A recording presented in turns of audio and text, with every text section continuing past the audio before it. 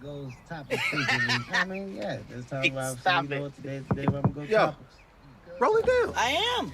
You don't need a car to listen to Sirius XM. You can listen anywhere. You know that, right? What? Kevin Hart's Laugh Out Loud Radio.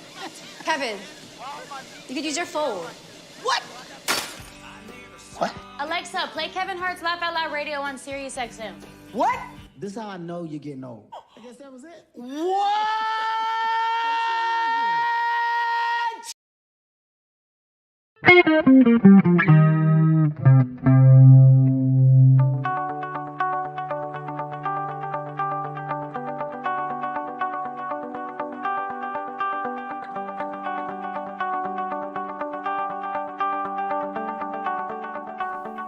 Alexa, how's the weather next week in Los Angeles, California?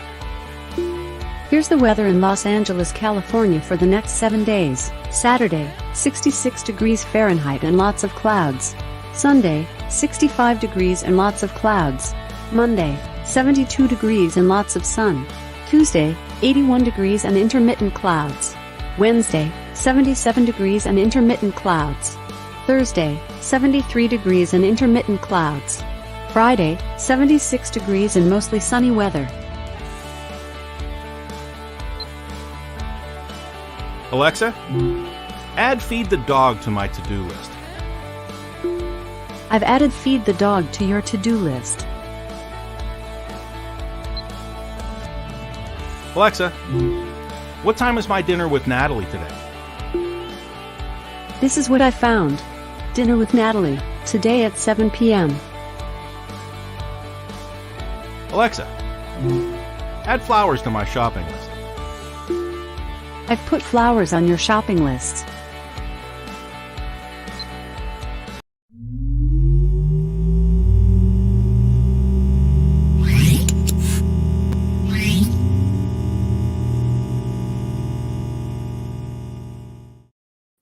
TGIF, everybody. Welcome and to another lunchtime learning session here on CMA Connected, presented by SiriusXM. And if you asked me, 10 years ago, if I thought I'd be asking my car stereo what is on my shopping list, never mind the weather, I'd say you'd be crazy. But yeah, that's what you can do these days. And that's the power of units like Pioneer's new head units with Alexa ability. And that's what we're talking about today. Not just the Alexa part, but Pioneer has got, just such a stronghold in the source unit market. Lots of innovations of late with some modular pieces, some floating screens, and integration, especially with their partnership with Metra. These are all hot topics that we're going to be going over today, and we've got the experts in the house to take us there. So why not go ahead and invite our guest on? First and foremost, representing Pioneer Canada. Of course, you know him as Mr. Robert Mont. How are you, sir? Hi, everyone. Hi, Ben. Good to How are you? Good to have you on again, Rob. Yes, as well. And well, if we're going to talk about, features and anything technical, I think it's good that we reach out to their national trainer. He's been on before, of course. We're going to reach out to Mr. Harry Kroll. Let's see if he's there. Harry. I'm here. Oh, hey, no, guys. what happened to your video? You were there for a second, and now I lost your video. I don't know. I'll tell you what. Why don't you log out, come back in, and I'll talk to Robert for a minute, and we'll get. I'll be right back. All right, Robert. Yes.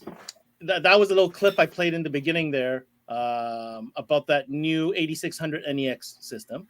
And obviously it was focused much more on the Alexa piece, the Alexa functionality. Yeah, actually, Alexa built-in is part of the wireless unit that we introduced not so long time ago. So anything that is attached to the 600 series will have the Alexa built-in, so which means they have a built-in chipset dedicated to the task to do the job. So it's not relying on a smartphone apps that is running in the background you can see in the market some way. So it's really a built-in feature. So as soon as the Pioneer receivers have that 600 series, they will have that built-in chipset and they will work as a standalone piece. So you can ask your shopping list, but you can do some crazy things that is really really good to do like setting the EQ, changing the bass control over the unit. So by just saying Alexa, tell Pioneer to increase the bass, and it will change the setting instead of having to do complex tasks with the touchscreen interface. So safer for the user, but quicker as well. But it's only part of the cool features we have. And I'm sure Harry's I'm sure we're gonna go over them. And Harry, you're back. Thank you for joining us. I'm very happy to be here, Ben. Yeah, we were just touching base on that little video that we played in the beginning and showing some of the functionality with the Alexa feature and how cool that is. And you heard my It is very cool, and we're just touching the surface on what this can do and how it's going to be, part of your life moving forward if you want it to be. Yeah, absolutely. And it's there. The technology's there. And you know what? Like it or not, it's a lot more commonplace now, that voice activation, that voice control on so many different levels. Why not in the car? It just makes part of lifestyle. It makes a lot more sense in the car because, hands, eyes on the road, hands on the wheel, right? Exactly. Safety for sure. Gentlemen, we've got a lot to go over today. So let's talk about, let's just dive right in. There's new items, there's new units, there's integration pieces we want to talk about, there's features that we want to talk about. But technology has always kind of been at the core, right, of Pioneer's development, Pioneer's research. So let's start with that, because we're what's cooler than talking about the tech that's available. Maybe I can start with you, Harry. Talk to us a little bit about what's going on in the world of technology and Pioneer. Well, I think that we're seeing changes to Pioneer's systems, and we just talked about it. It's voice integration with Alexa. Of course, it's Apple CarPlay and Android Auto. And that type of integration into Pioneer receivers has started back in 2013-14, and it is coming and advancing further and further as we go along here. And we have a wide variety of in-dash receivers with a wide variety of installation options available, and all of these different technologies are available, but based on your vehicle, you may need a different way to do that installation. Yeah, absolutely. And you went back a couple of years. I got some cool images, and maybe we can talk through the evolution of this whole process that we've seen with Pioneer. This will look at that. This reminds me 1973. This reminds me of the old days. Back when it was okay, I think to have some fun in the back seat of a car, because the back seat was bigger than it was bigger than a lot of cars today. Back in 73. So, in the 70s, a lot of younger viewers might not know this, but I spent most of my time playing with radios because I sat in the middle front seat. Yeah, like, what? Middle front seat? No way. Yeah. Oh yeah. And probably right that big bench seat, and probably there was no seat belts or any such thing at that time either. What was that? Yeah. Okay. So you're going back here to 8-track players and cassette players. But the technology it changes and evolves as you move forward. So, you move from 8-track into cassette with shaft type radios here. And back in 1984, Pioneer brought the first car CD player. And a lot of people think that Sony brought the first car CD player, but that's not correct. Pioneer brought the first car CD player. Sony brought us the first car CD changer. Correct. Yes. Right. And back here, the CDX1, this thing was fabulous. If you sneezed in your car, it would skip. And that box that's behind it is actually an amplifier, so you could work a couple of speakers with it as well. Oh, there was no amp built into that? That was just a transport? That is just a transport, because back then, all of the, the integration that we see in CD players now just didn't exist back then. This stuff was literally being developed. And much of what's inside that 1-DIN box that you see there is the suspension mechanism to try to make the thing not skip. And it really, I joke about it, but realistically, it worked very well. And moving forward, Pioneer receivers are so great with not skipping on CD players all through the 90s and the 2000s. The real trouble that people had with them is if they installed them incorrectly. And if it would move in the dash, it would tend to skip it. If it's moving with your dash, you can crash your car and it might not skip. Yeah, that was the 3D viscous couplet suspension or something like this. Am I right, Harry? Yeah, it had springs and it had silicon pads in each of the corners that would absorb vibration. And one of the really cool demonstrations that we used to do was we could take the lid off of these things, and if you were banging on a table and vibrating the table, you could, if you touched the outside of the chassis, you could feel the vibration. But if you put your finger on the mechanism inside itself, where it's suspended inside there, there's no vibration at all. It was absolutely amazing. Yeah, a lot of mechanics involved. Yes. Mechanical challenge that MP3 changed all the things. Well, here we go. Singleton and hideaway processing. Yeah, you know what? This was one of my very favorite radios that I ever had with Pioneer KEXM 900. This is actually a cassette player with a fold-down face. You put the cassette in behind it. One of my very favorites and a very high-end unit for the time. And over on the right-hand side was Pioneer's optical digital reference, Pioneer ODR. Optical digital reference was multiple pieces. So there was an in-dash receiver, either a CD player or a cassette player, and it was just a transport. It was optically connected to an external processor or possibly two processors, and those processors would control things like crossover frequency and slope, and the volume of any given speaker in the system, and then an optical connection to multiple amplifiers in the system as well. And at that time, we actually had one of the only Class A amplifiers that's really ever been available in car audio as a production product, a Class A amplifier built specifically for the optical digital reference series. And 93 was the heyday of car audio. So this must have been a hot piece for competitors. Oh, yeah, it was. You know what I mean? Each piece in the system was about $1,000 in the U.S., as I recall at the time. Right. And we did very well with this stuff, and competition was a very important part of it. You know, when you were running optical everything down to the amplifiers, the noise you picked up in the system was very low, and a lot of guys were after exactly that. If my memory is good, I think the starter kit, if you want to run with standard analog amplifiers at the time, was the RSP50 processor, RSD2 CD player with a remote, and those pieces was really the bare minimum. It was like $3,000 Canadian. Wow. for starting the things. Back then. Cool. And some of the amazing stuff is that we can take those things that were multiple pieces back then are all built into a one DIN receiver now. Amazing. And the processing is probably more powerful than it was back then. Yeah.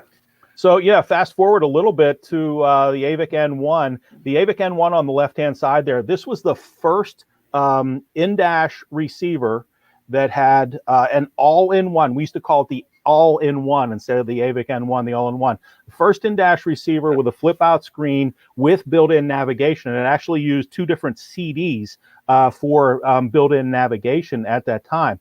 And then I remember the AVIC D3, one of the very best-selling nav products that we have ever had. People still contact me today asking if they can get an old AVIC D3 that somebody has lying around. They still want one. This here is mega nostalgic for me. This was exactly in the time where I started my career and the whole sport compact tuning scene. I mean, building this stuff. Shout out to like Andrew Murphy and Enzo Giacomuzzi from Pioneer back in the day. That I toured the country with showing off these models. So this is like super nostalgic for me right here. All right. Oh, the AVIC N1, I'll tell you, there was a couple of amazing things about it. I mean, a built-in navigation that nobody else in the industry was doing back then.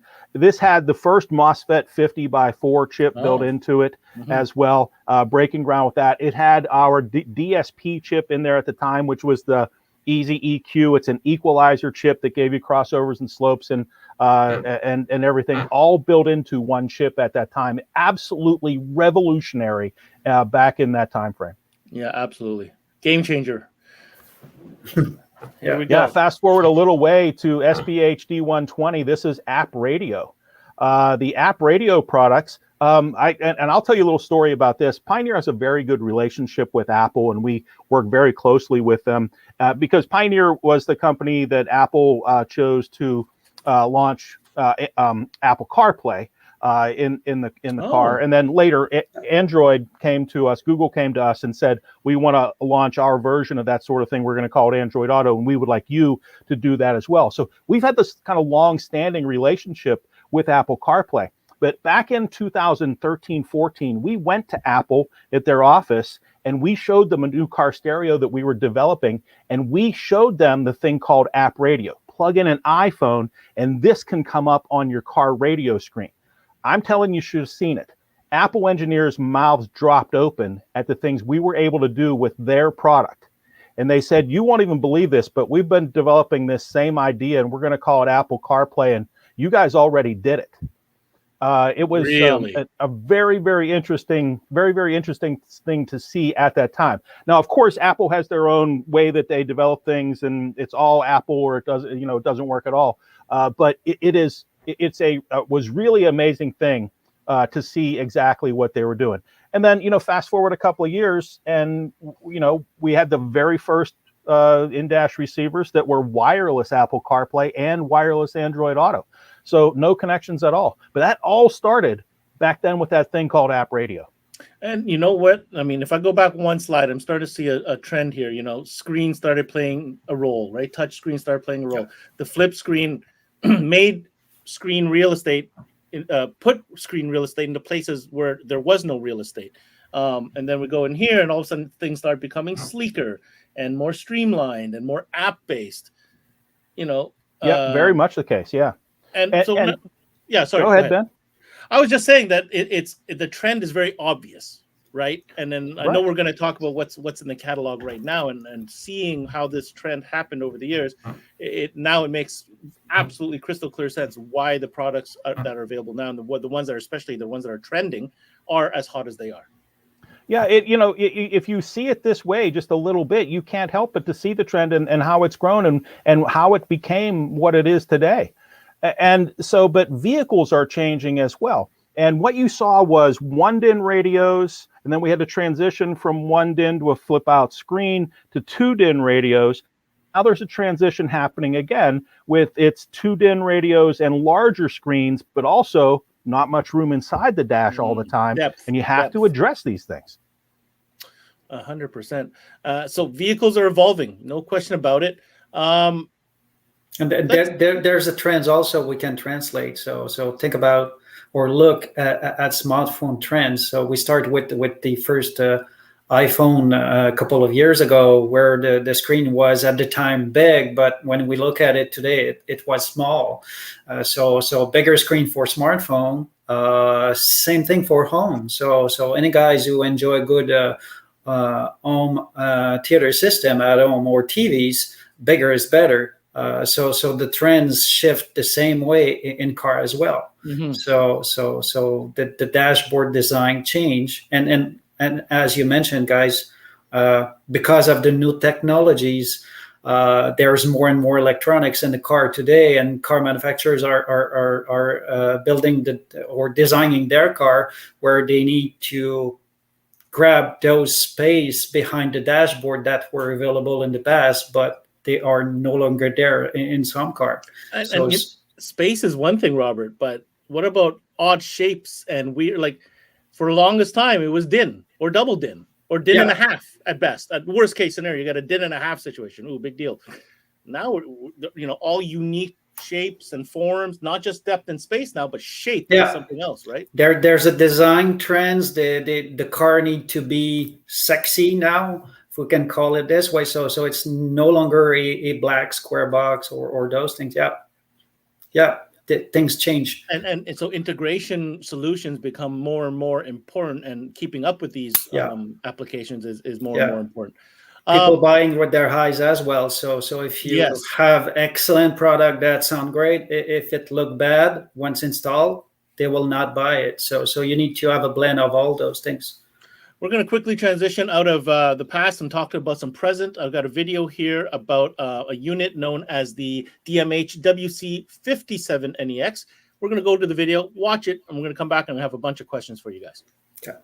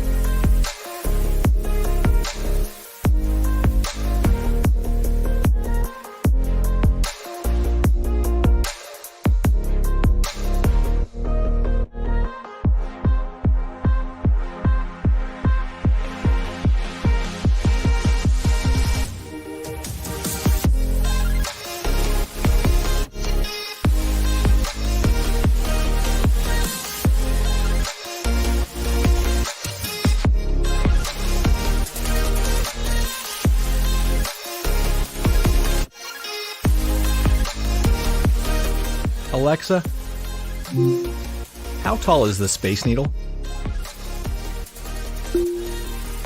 The Space Needle is 605 feet tall.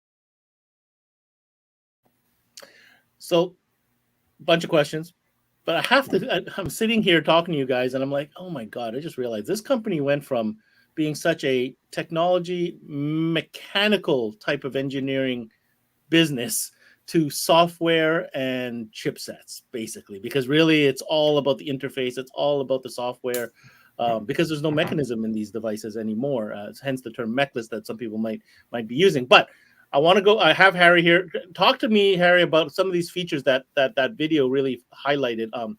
The CarPlay, the Android Auto, the Alexa, a couple of the other things. Okay, so this goes back to the first video we showed as well with the DMH-WT 8600NEX. 8600NEX is a 10.1-inch floating screen. And by floating screen, what I mean is that screen sits out in front of the dash. It's not flush mounted in the dash. It's not countersunk. It's not held inside the dash in some way. It sits out in front of the dash, but something has to be installed in the dash. Okay, and what's installed in the dash is a 1-DIN receiver. It's exactly the same size. If you take a Pioneer standard size CD player, a 1-DIN CD player, the chassis that goes in the dash and all of the guts for the internal stuff, that's what's installed in the dash. But that screen sits out in front, exactly the same size as Pioneer 1-DIN CD player. And so you can see the mounting holes. Robert's holding the chassis up for this thing. You can see the mounting holes on the side. It's really important to note that with the 8600NEX, we don't include an install sleeve with this thing, like you would typically get with a 1-DIN CD player. And the reason we don't include an install sleeve there is because all of the weight of this product sits out in front of the dash with that big screen that hangs out there, right? So you need to install this thing. You really need to bolt this thing into place into your dash kit. That is super important to hold that thing in place, because if you go hit a couple of bumps on the road and all the weight sits out in front of the dash, this thing starts to bounce up and down like this. Next thing you know, it could be on the floor. If you try to just install it with some, with just a sleeve like that and bend a couple of tabs and hold it in place, not the way to go. Bolt this thing into the side, into place. That's the way to make it work. All of the technology that we talked about is there. Apple CarPlay and Amazon Alexa and Android Auto, but a very high-end processor as well. This thing will play back high-res audio, so you can play back high-res FLAC files, 24-bit 196 or 192 kilohertz FLAC, 24-bit WAV files, and DSD, direct stream digital, if you are into the whole super audio CD thing. So extremely high-end audio product, great big screen, high definition screen, and it's a 1-DIN install, so it fits in virtually any vehicle that you want. More shallow of a main body as well, or standard length? It is a standard length, same size as a Pioneer 1-DIN CD player. Okay, if you can put a 1-DIN CD player in there, you can make that work. So that's an interesting question.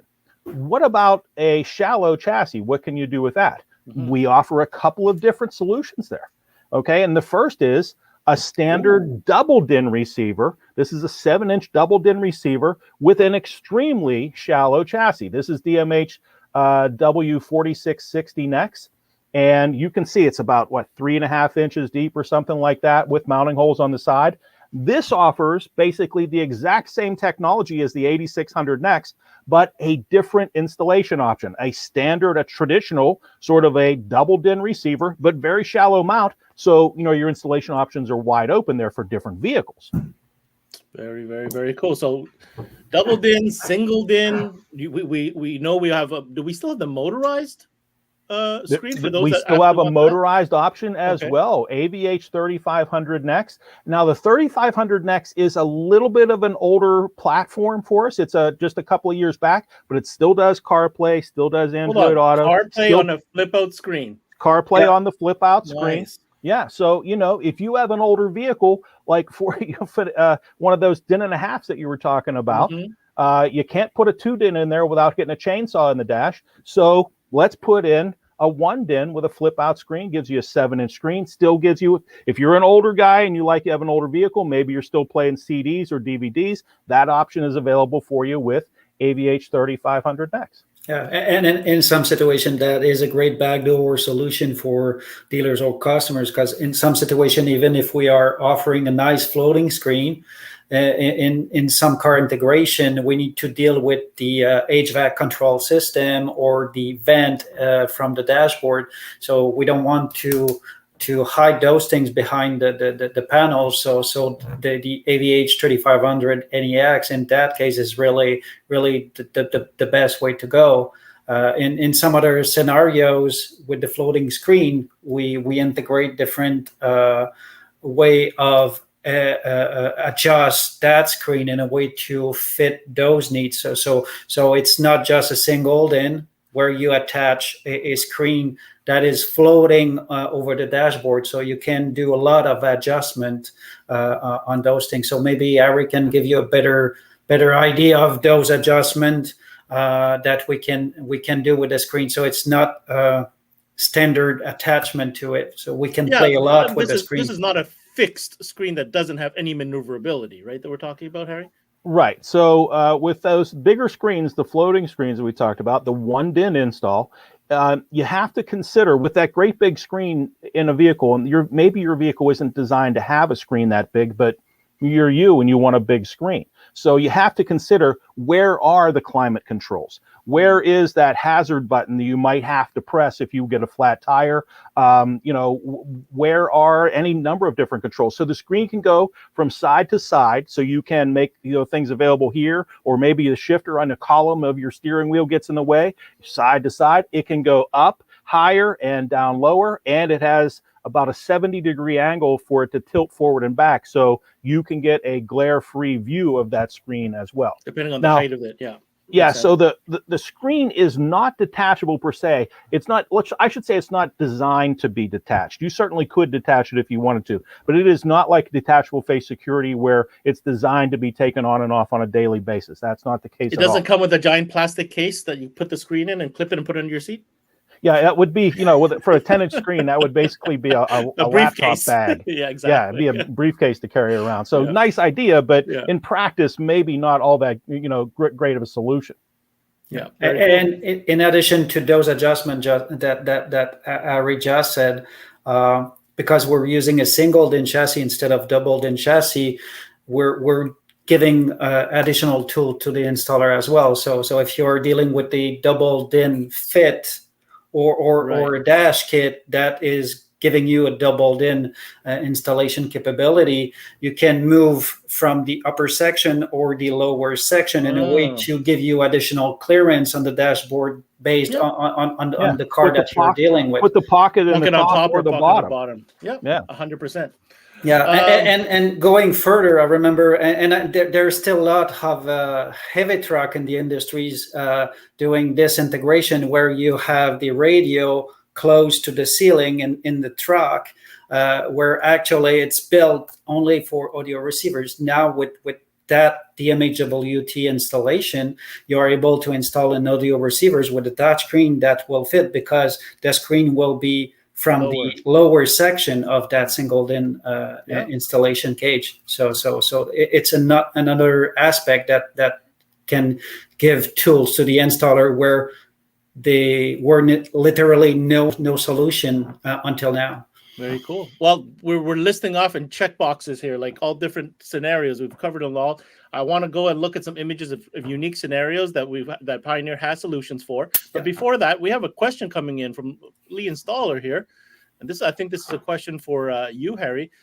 Can you disable sources so that that are not available, such as Sirius or Pandora or auxiliary jack? The reason is that most radios, when you hit the source mode button on the steering wheel controls, seems to scroll through every source, be it available or not. Okay, so there's a couple of ways to approach this. You're talking about the drop-down list when you're on a source and you use the drop-down list to change the source. You can rearrange those things so that the ones you don't use, you can put them at the bottom of the list.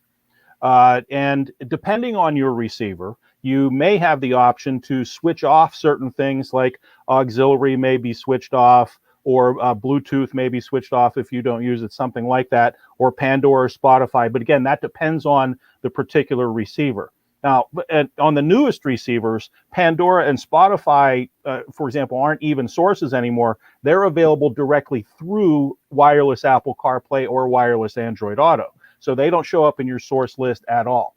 So you have a couple of different options. First, if it's possible, you can erase them, and you'll find those in the system setup menu to take things out of your list. It doesn't erase them from the radio. It just takes them out of your source list. You can always switch them back on. And then you can, again, depending on your radio, you may be able to rearrange things in your drop-down list and put the things you don't like at the bottom. And by doing it this way, this will give you access to a quick access toolbar or menu bar. So the first on the top will be all the time appearing on the lower section of the screen as a quick access toolbar. So again, it's easier for the guys to interact with the mostly used sources and only show those things. And then you expand the menu and you can see all the other sources available below that. Yeah, so Robert was talking there about your home screen. When you touch the home button, you have a shortcut bar across the bottom, or it could be across the top, again, depending on how you customize it. You can put whatever shortcuts you want in there, whatever sources you like the best. There you go. I hope that answers your question, Lee. Thank you, guys. Thank you. Well, hey, I didn't say Lee Installer. Thank you for your question. Yeah, absolutely. Let's go ahead. Here we go. So current cars that now have less space, not just behind, but we're going to go through this. Ford F-150. No, that's not a popular vehicle. Eh? I think that is the one that is still the best-selling car in the United States and Canada, right? But there it is right there with a beautiful double DIN installation right in the factory location. Where actually not a lot of people think about it, but if you look at the F-150, actually the most recent version is a car that creating headache for the installer because there's no space behind the radio. It's a depth. So that's a depth situation. That's a depth situation issues. So the dashboard is really big, the truck is big, but the dash space behind the OEM radio is not there. And so we need to deal with such type of integration or a custom unit integration. Rob, is there a denomination in the product item number that tells you it's a shallow install? No, actually, unfortunately not, because we have different chassis depth. We have the standard depth, we have in between, and we have shortest one. So there's no specific numbers. As soon as it's a W, that means that you will deal with wireless CarPlay or wireless Android Auto, depending on the screen size. The T is for tablet, so floating screen.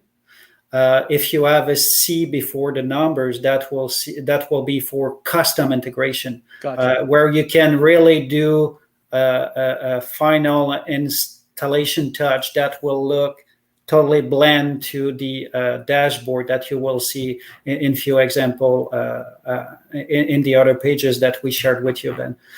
So the custom series are specifically built in partnership with Metra with specific dash kit for the car, and the reason why we did that is because some car can fit floating screens, some car can fit the standard doubled in. So we moved in a way to create something again with Metra, because we know what we do for car electronics, for car audio, for car infotainment system, but the reference in the market for the dash kit is Mitra. So we when we designed the custom series, we did something to avoid reinventing the wheel, and we did a partnership with the best guys in the industries that they know what they are doing to build those dash kits. So they are doing the dash kit. The dealers and the installer need to buy those dash kit from Mitra, not from Pioneer. Okay. Based on the needs they have for the car, but blending those two solutions together is creating really nice things, and it's way affordable than what you can think. So it's more affordable than what people can think about it. We're going to definitely go through that in a minute once we get through these unique applications, because Metra is definitely a big part of our conversation and all the installation options that are available there. On the right, we see the Forerunner. That's with the floating screen install, because I've learned that the T is a tablet. So therefore, floating screen. See how I learned that? That was fast. And here we go. For customers asking for bigger screens, that's what you were talking about, Harry. People want the bigger screen. So here it is in a Kia Sorento on the bottom left here. Really slick. And that one doesn't really block anything, does it? No, that's a like a drop-in fit install, right there. That's perfect fit for there. And then, the GMC Sierra over on the right, this is the same radio, DMH-WT 7600 NEXT. And on the left-hand side, that is probably centered right in there. So the screen is about up and down, right and left. It's about even right in the middle. The one on the right is the GMC Sierra, and this screen is mounted high up, at just about as far high up as we can mount it. And that clears those the ventilation, the climate controls underneath that screen, and you still have plenty of room to work with. So, same radio, slightly different application and different install, but easy to use. But looks super slick, like it meant to be. And you feel the hole. Oh yeah, it just so well framed with its environment there. Very, very nice. We have here also needs something to look nice. Of course, that's what it's all about. Toyota Tacoma. There's that's a flush mount kit right there. That's not actually, that is a nice installation with one of our dealers. So this is a floating screen, but the way that the guys install it by doing the recess of the mechanical section, because you have the space to do it, it create something that is look really flush mount to the dashboard instead of the floating, even though it's a floating section. model. Yeah, on that Tacoma, without any needs of bezel surrounding the display, you just need to have that doubled in ISO mount kit from Mitra, and you can do a job like this that look OEM. It does look very OEM, as does the Toyota RAV4 install, because that module is already in the car, and it just looks like it just came with it. Very OEM. That is a different story. So Ari, if you can take the lead and explain a bit the benefit of having those little things that we can split apart to create that solution for the RAV4. Right, because there's nothing behind. Yes, absolutely. I see what Sure. you're saying. So the C in the model number here, Ben, you picked up the T in the model number. The C in the model number is our modular solutions. Okay, and I think there are 4 different models in the lineup, or 5 different models in the lineup now that are modular. And by modular, I mean we have separated the guts of the radio from the screen. Okay, so this screen on the right-hand side here is a 1-inch thick screen, and you can see it is not designed to be a floating screen. It needs to be installed in some sort of a bezel, some sort of an install kit, something like that, because it's not trimmed out to look on the sides and behind it and everything. So you need to do some type of an installation with this thing, a flush mount or some type of a kit to make this thing fit. But the key is that I can separate these 2 pieces. If I have, in a modern Camaro, there is just no room behind that dash at all. So I can take a flat panel screen and put it right in that spot if I can take the guts to my 1-DIN receiver and put it somewhere else. And so this comes with a wire on it about 12 inches long or so I can separate the screen from that main chassis. And if I need to, I can get an extension to make that about a 6-foot wire so I can put that chassis somewhere else in the vehicle. Now, for installers, I strongly recommend to you to mount the chassis in a way that it is parallel with the vehicle. So more or less like it was in the dash. You don't want to mount this thing horizontally, like standing up on its side, or just throw it somewhere in the glove box or something so it's rattling around, because the more modern pieces have they're going to work with wireless Apple CarPlay, wireless Android Auto, and they have a GPS antenna and they have a built-in gyro sensor, so they know, they are aware of the motion of the vehicle. So for best installation, you want to mount this thing so it is parallel with the vehicle, that extra sort of chassis. But these things, it's a 1-inch thick screen. It's a flat panel screen.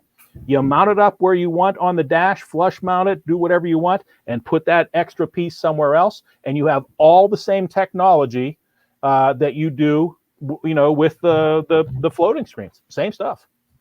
I'm going to be a nerd here and ask you, what is that interesting connector that's connecting the screen to the unit? So that's a Pioneer proprietary connector, but it is effectively works as an HDMI connector, because it has to have two-way communication, because that's a touch screen in the dash. So it has to send all of its communication back through and communication back up from the main chassis, the control chassis. So think about two computers, one dedicated task with the audio video section, and the one that will only manage the display section and the interaction with the user. So we're grabbing the instruction or sharing the information for the screen computer, and the other main unit that is hidden away or attached to it, depending on the installation, will manage 100% of the audio video section. So it's important to note with that, Ben, that it's a one-wire connection, just that one wire that comes up there, that powers the screen and provides all the communication from the screen to the main chassis. Yep. Very nice. Proprietary plugs. Gotta love those. Yeah. All right. Well, it's a proprietary screen, too. Oh, it is a proprietary screen. Absolutely. Very, very cool. Oh, wow. Jeep Wrangler. That's a problem. Really popular. Yeah. Very popular, but a challenge without like, now there's solutions. And this looks like a really good one. Yeah, that one is with a floating screen, but we also offering it as a custom solution with Metra 107 or 108 solution. They even created a system with their access data interface called AXPIO, AX for access, PIO, Pioneer, of course, and the JL one, which is a Jeep Wrangler all-in-one solution that will include all the quick plug-in harness, the data module, and the dash kit. Right. So that's a full integration plug-and-play T-harness. Yeah, plug-and-play and not plug-and-pray. Right, plug-and-play. Very, very neat. For Jeep Wrangler owners, rejoice, or those that work on these things. Now, the one on the right just blowing my mind. Like, that is that a Polaris Slingshot? That's like for those who don't know what that is, that's a 3-wheeled bike. That actually is one of the creative application that one of our dealers did. So there's many things. I wanted to share one other things, which is one of the coolest and craziest things I ever saw in the integration, where a guys install a 10.1 inches on a Harley Davidson, but unfortunately the rendering of the image was not so good, so was not able to share it. But with all the installation flexibility we provide, any good technician with creativity will do really magic things with the solution that we are giving to the guys. As much as I'm blown away by that, the obvious question is, obviously this person doesn't go out in the rain, only when it's nice. But it got me thinking, guys. Maybe that's something next. Maybe Marine Power Sports needs to see IP-rated full floating screen, because it already exists in the sonar chart plotter world. Yeah, sure. From an AV perspective, whether it's a multi-zone boat or I'm just saying. Maybe it's something down the future. It'd be kind of neat. Actually, that's not so bad idea. It makes sense. It just makes sense. How many boats could put a big old screen that controls the multi-zone? I mean, that's some pretty nifty stuff. I'm sure Pioneer has the brain power to do that for sure. Oh, yeah. All right. So we talked about the different scenarios and the different solutions that Pioneer has for every scenario, pretty much, more than I can think of anyhow. What about talking about, you mentioned Metra. Can we circle back on that if you don't mind? Because I think that's an important part of this discussion. It's a really important part of our discussion, Ben. We partnered with Metra a couple of years ago to develop the first modular screens, and that was DMHWC 5500 next and 2500 next. So there was we partnered with them to develop a 6.8-inch kit that is a separate chassis and an 8-inch screen kit that is a separate chassis. And here we are a couple of years later. There is also a 9-inch screen that can be done as a separate chassis. So there's four different models, two 6.8-inch or really 7-inch screens, an 8-inch screen, and a 9-inch screen. And so when we look at Metra's offerings for these kits, what they've done is developed their catalog so it's easy to identify. When you see the kits that start with the numbers 107, these are kits that will fit the Pioneer 6.8-inch modular screens. So a 7-inch screen, right? So the ones that start with 107, this is a slam dunk for these vehicles. You can take that screen and integrate it directly, flush mount that screen directly in there. The Metra models that start with the number 108, this fits the 8-inch screen. And the same type of array of vehicles that you can drop either a 7-inch screen or an 8-inch screen. And then the Metra model numbers that start with the numbers 109, that's going to fit the 9-inch screen. And now there's a number of different vehicles, and the number of vehicles is expanding all the time, thanks to the great, the skill of the guys over at Metra to develop these kits. But what's really important to note is that the kit that's on the bottom right now is kind of a universal mount for these. It can take any of these screens, the 7-inch screen, the 8-inch, or the 9-inch screen, and make it a floating screen if you want to. And that fits in virtually any double din that Metra makes. You can make that a floating screen with one of these if you want to. So they have just really creative thinking with the guys, the best install guys, over at Metra, really creative thinking are taking these screens and just applying them to tons and tons of different vehicles. Well, so you need one radio from Pioneer and kits from Metra to make it fit. This is an incredible partnership, guys. I have to say, I have to comment on this. This is a full catalog that Metra's designed and engineered just for their partnership with Pioneer, as you can see here. And it's Metra kits for Pioneer modular radios. And to Harry's point, the designation of numbers is pretty obvious. I would definitely recommend going to the website and downloading this PDF so that you have a reference at your shop. It's very clear. It shows you the vehicle, exactly the application, what the kit looks like, and what it looks like installed. I mean, what more do you need to show your customer what this would look like? There's no imagination required. It is right here. Yeah. And for the guys who look for easy finding solution, just look at the Metra online website. From the upper right corner, there's a search toolbar where you just type in 107, 108, or 109, and the system will populate the list of the compatible unit. And again, that is only for the custom series, because if you look for the WD series, then any double DIN or single DIN ISO-mount kit will do the job. So it is really flexible. What did I say? Did I not tell you Metra would be listening in? Mr. Metra Canada.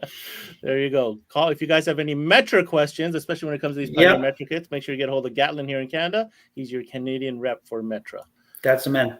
That's the man. And you know what? I was just looking at these, Harry. Check these out. I mean, these even have like LCD panels like built in to replace functionality such as climate control or whatnot in the vehicles here down the bottom right.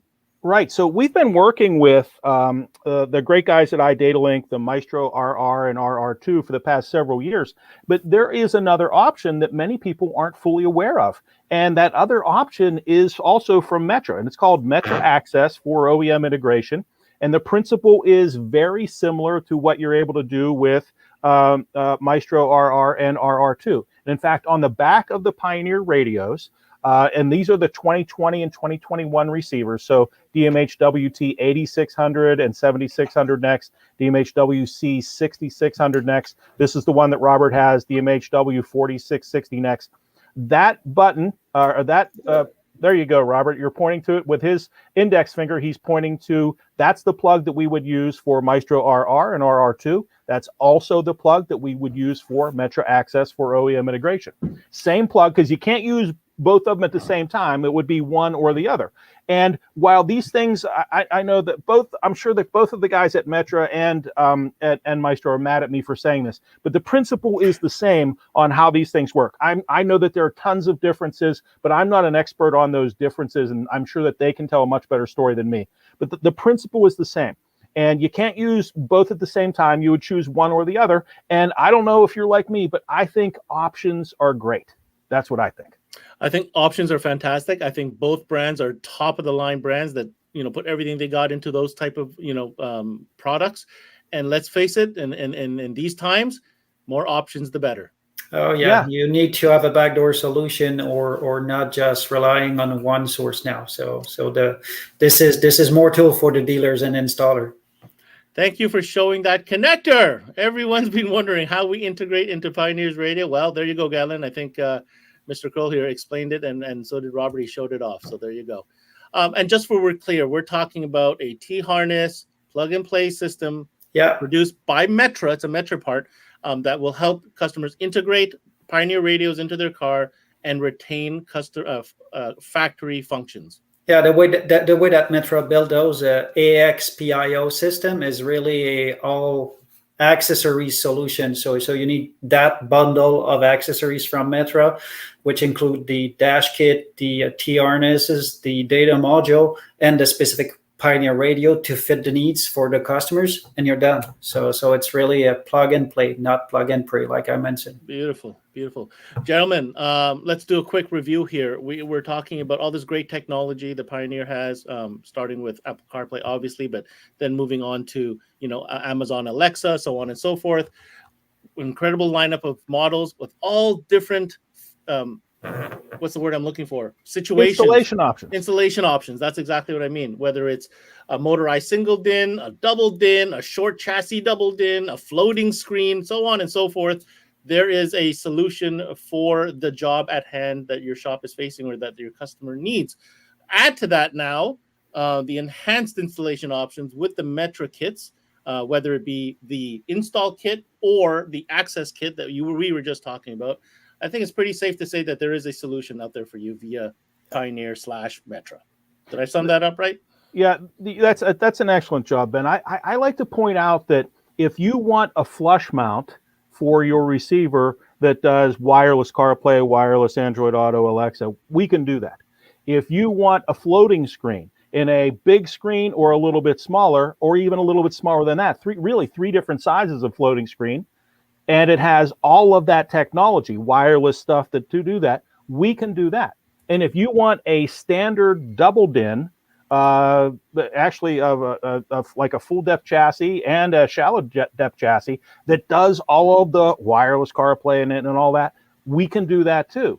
And if you want a flip out screen that does Apple CarPlay and Android Auto, now it's not wireless, but a flip out screen that does it, you have that option as well. So, flush mount, floating screen, traditional 2-DIN, 1-DIN with an fold out screen, it's all available to you.